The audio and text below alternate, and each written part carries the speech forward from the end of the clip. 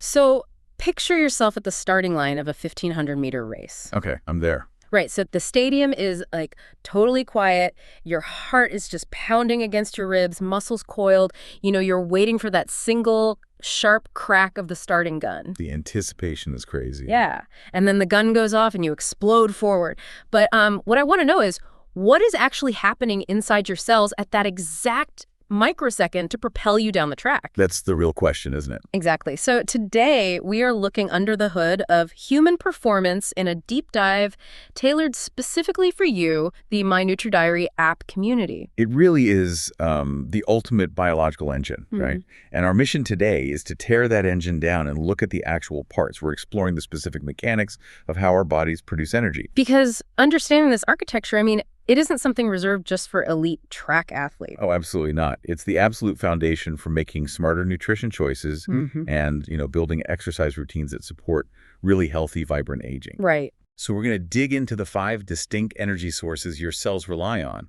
That's ATP, creatine phosphate, glucose, glycogen, and fatty acids. And, reading through the source material, particularly the breakdown of those 5 sources, I realized my entire mental model of how our bodies burn fuel was just fundamentally flawed. Really? How so? Well, I had this very rigid mechanical picture in my head. I kind of thought of cellular energy like a relay race. Oh, right. A sequence of handoffs. Yes, exactly like that. I figured one energy source runs its lap, say the really quick explosive energy, and then it gets totally exhausted, bends over gasping for air, and hands the baton off to the next energy source. Which takes over for the next lap. Yeah, that's a super common misconception. Right. But looking at the Gaston research on energy system interaction, the biology doesn't support that at all, does it? Not even a little bit. It's not sequential. The analogy that actually clicked for me was a symphony orchestra. Oh, I like that. Yeah, so every single section of the orchestra is playing at the exact same time, from the very first millisecond.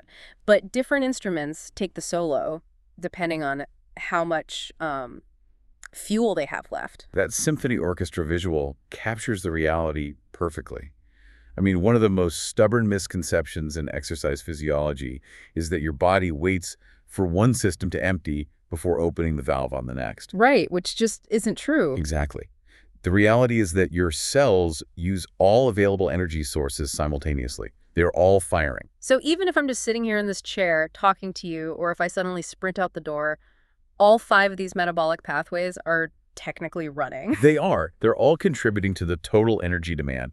The massive shifts in output we feel during a workout, that happens because fuel for certain sources is incredibly limited. Okay, so going back to the symphony, it's like a volume knob on different sections of the orchestra. Precisely. When a highly volatile, fast-burning fuel source runs low, its cellular volume naturally drops. The dominant sound or, the dominant energy source driving your muscles then shifts to a system that still has plenty of reserves. Even though all the systems are still technically playing in the background. Exactly, yeah. Okay, let's apply that symphony concept directly to the biology. Let's go back to that starting block for the 1,500-meter race. The gun goes off. Right, boom. Boom. In that first explosive movement, those initial 2 to 3 seconds, the primary soloist is ATP, adenosine triphosphate. A big one. Yeah, but what I want to understand is the how. Like, why is ATP the only thing that can power that initial explosion? Well, ATP is the universal energy currency of the biological world. Yeah. It's helpful to visualize it as like a tiny molecular coiled spring. A coiled spring. Yeah. It consists of an adenosine molecule with a tail of 3 phosphate groups attached to it. And the bonds holding those phosphate groups together, especially that third one, they are under immense chemical tension. They're just waiting to snap. Exactly. When a muscle cell receives the signal to contract, it literally snaps that third phosphate bond off the ATP molecule. And snapping that bond releases the kinetic energy that actually makes the muscle fiber twitch. You got it. That chemical release is what allows your muscle proteins to slide past each other and contract. Without ATP, your muscles physically cannot move. Wow. But there's a catch. The ready-to-use ATP stored inside your muscle tissue is astonishingly scarce. It's a heavy, clunky molecule to store in large amounts. So by the time you're, what, 3 seconds into your sprint, you have virtually snapped all the available springs. Pretty much, yeah. Okay, but if the ready-to-use supply is gone in 3 seconds, and ATP is the only molecule that can actually make a muscle contract, I mean, we have a biological crisis on our hands. We would, yeah. The body has to rebuild those snapped springs immediately, or we would just collapse on the track. And that is exactly where the volume knob goes up on the second energy source. Creatine phosphate, right. Right, PCR. The entire biological purpose of creatine phosphate is to serve as a rapid response repair crew for ATP. Okay, how does it repair it? Well, when you snap that third phosphate off an ATP molecule, it becomes ADP, adenosine diphosphate, because it only has 2 phosphates left. It's basically a dead battery. Ah, okay. So creatine phosphate rushes in, rips off its own phosphate molecule, and slaps it onto the dead ADP, instantly turning it back into fully charged ATP. That's wild. It's essentially a localized molecular battery charger built right into the muscle fiber. That's a great way to put it. A very fast but very small battery charger. This creatine phosphate system operates entirely anaerobically. Meaning without oxygen. Right, without oxygen, which Right. is why it is so blisteringly fast. But it only buys you roughly another 7 to 10 seconds of high-intensity output. Okay, so we are 10, maybe 15 seconds into this dead sprint. The localized, ready-to-use ATP is depleted. The creatine phosphate battery charger is drained. Yep, they're tapped out. So we're entering that, 10 to 90-second window of effort. And this is right around the time the physical sensation of the workout dramatically shifts, isn't it? Oh, you feel it. The lungs start burning, the legs feel super heavy. We are shifting into glucose, but let's talk about the mechanism behind that actual physical burn. Right. So the burn you feel is the result of your cells drastically changing their energy extraction method. The local emergency reserves are gone, so the cells pull in glucose from the bloodstream or from local muscle stores. And they process this through glycolysis. Exactly. Through a pathway called glycolysis. Now, because you are sprinting, your heart hasn't had time to pump enough oxygen-rich blood to the muscles yet. So they're forced to do this blindly. Yeah, the cells are forced to rip apart the glucose molecules without oxygen. Anaerobic glycolysis. It sounds like a frantic, messy way to generate ATP. Highly messy. When you break down glucose without oxygen, it is incredibly inefficient. You get a tiny amount of ATP, but you also generate acidic byproducts, specifically hydrogen ions and lactate. And as those acidic byproducts rapidly accumulate in the muscle tissue, the local cellular pH drops. It does. So the environment inside the muscle literally becomes more acidic. Yes, and that drop in pH interferes with the electrical signals trying to tell your muscles to contract. It triggers pain receptors. Wow, okay. So that deep, searing burn you feel at the end of a hard 400-meter sprint, that isn't weakness. It's not. No, it is the physical presence of acidic accumulation from anaerobic glycolysis, literally shutting down the muscle fibers to protect them from damage. Which means we physically cannot sustain that level of output. We are forced to slow down. Exactly. And that forced deceleration brings us to a critical transition point. We're moving past the 90-second mark, settling into a sustained pace for, say, 45 to 90 minutes. Right, you find your rhythm. The rapid glucose is gone, the acidic burn is peaking, but then something shifts. The breathing catches up. This is where oxygen enters the picture and completely changes the chemistry of the symphony. Oxygen acts as the ultimate biological skeleton key. The skeleton key. Yeah. While anaerobic glycolysis was frantically tearing glucose in half and leaving behind all those acidic byproducts, well, those byproducts aren't actually waste. Wait, really? They're not waste. Not at all. Or- They're partially digested fuel. Hmm. Once your breathing and heart rate supply enough oxygen to the muscle cells, those intermediate byproducts are swept into the mitochondria. The powerhouses of the cell. You know it. So instead of letting the acidic byproducts build up and cause that burning sensation, the body uses oxygen to unlock them and extract even more energy. A phenomenal amount of energy. Just to give you a sense of scale, anaerobic glycolysis, breaking down glucose without oxygen nets you roughly 2 molecules of ATP. Okay, 2. But if you take that exact same glucose molecule and process it aerobically with oxygen inside the mitochondria, you get somewhere around 36 molecules of ATP. Wow, are you kidding? It's an 18-fold increase in efficiency just by adding oxygen to the equation. It's a massive upgrade. But to fuel this much more efficient aerobic system for 45 to 90 minutes, the free-floating glucose in the blood just isn't going to be enough. No, of course not. The body has to tap into its medium-term storage, right? Which is glycogen. Precisely. Glycogen is essentially thousands of glucose molecules chemically welded together into dense, highly branched structures. And where are those stored? They're packed away primarily in your liver and your muscle tissue. So your body systematically breaks off individual glucose molecules from these massive glycogen branches and feeds them into that highly efficient aerobic mitochondrial furnace. It's such a beautiful system. Oxygen takes the messy, fast-burning fuel and turns it into a clean, sustained burn. Exactly. But glycogen storage is a physical space issue, right? The liver and muscles can only hold so much. True. If we look beyond our 1,500-meter race to something like a full marathon or, a long, grueling hike or a heavy day of manual labor, we're talking hours of continuous effort. Eventually, those branched chains of glycogen are going to run out. They are. When you cross that physical threshold, which is typically around the 90-minute to 2-hour mark, depending on your fitness, the glycogen stores are critically depleted. And then what? The cells are forced to turn the volume down on carbohydrate metabolism and drastically turn up the volume on the most abundant, energy-dense fuel source in the body. Fatty acids. Fatty acids. The fat reserves. And looking at the biology, fat is structured very differently than carbohydrates, isn't it? Radically different. A single fatty acid is a long, dense chain of carbon atoms. Because there are so many carbon bonds to break, extracting energy from fat is a highly complex, multi-step chemical process. And that requires massive amounts of oxygen, right? Massive amounts, yes. Which explains why we can't sprint on fat. The biological process of cleaving those carbon bonds just takes too much time and demands too much oxygen for explosive, rapid movement. Exactly. It is entirely an aerobic slow burn process. But the trade-off for that slowness is an incredible yield.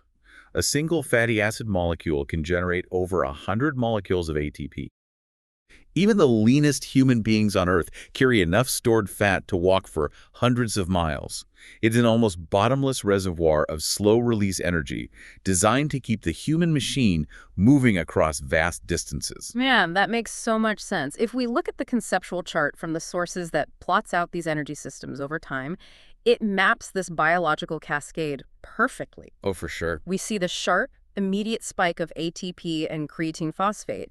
We see the rounded hump of glucose metabolism followed by the long, steady plateau of glycogen, and then that endless flat tail of fatty acid oxidation taking over for the long haul. It's a really clear visual. But, there's a fascinating omission in that chart.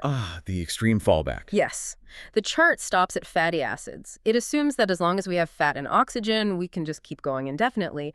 But looking at the research by Zintel regarding endurance training fundamentals, there is a final hidden gear. There is. What happens if you push a human body to the absolute ragged edge of survival? Say it's an extreme ultramarathon or a genuine starvation scenario. The glycogen is gone, and the body's ability to process fat is maxed out or failing. Does the engine just seize up? Well, the human organism is incredibly resilient, so the engine doesn't shut off. But it does resort to a highly destructive backup plan. Disruptive how? When the body is desperately trying to keep the brain and vital organs functioning, it triggers the breakdown of amino acids for energy. Amino acids. The foundational building blocks of protein, like the building blocks of our actual muscle tissue. Yes. Under extreme duress, the body will literally begin to cannibalize its own structural tissue. It strips the nitrogen from the amino acids and feeds the remaining carbon skeleton into the energy pathways. That sounds bad. It is an incredibly costly, inefficient process. I picture it like being trapped in a cabin during a blizzard. You run out of firewood, so in a desperate attempt to keep the fireplace going and not freeze to death, you start prying up the wooden floorboards of the cabin and throwing them into the fire. That analogy is flawless. You are destroying the structure of the house to keep the furnace running. Right. Under normal exercise conditions, or even rigorous athletic training, you never want to trigger significant amino acid breakdown. It actively degrades your muscular strength and structure. But as a survival mechanism. Exactly. As a sheer evolutionary survival mechanism, pulling up those cellular floorboards can contribute roughly 5 to 15% of the body's total energy requirement when all other avenues are exhausted. It is a terrifying but brilliant failsafe. It really highlights just how adaptable the cellular machinery actually is. It really does. But I want to pivot from the extreme biology to the practical reality for the person listening right now. The My-Nutri-Diary user who is planning their meals, logging their macros, scheduling their workouts, and trying to build a foundation for healthy aging. Okay, yeah. Let's bring it back to the everyday. Because understanding this intricate timeline of ATP, glycogen, and fat isn't just trivia. We can actually manipulate these systems, right? We can stock the shelves. That is the most empowering part of this research. Because we understand the exact chemical nature of these 5 fuel sources, we can use our nutrition to specifically target and optimize the individual sections of our cellular orchestra. Let's look at the shortest time frame first, the ATP and creatine phosphate system. For decades, the word creatine has been completely monopolized by massive weightlifters. Oh, totally. It evokes an image of people drinking chalky shakes to get huge biceps. But based on the research by Wax and colleagues on creatine for sports performance, the actual mechanism of supplementation is deeply tied to that cellular battery charger we talked about earlier. The mechanism is elegant in its simplicity, really.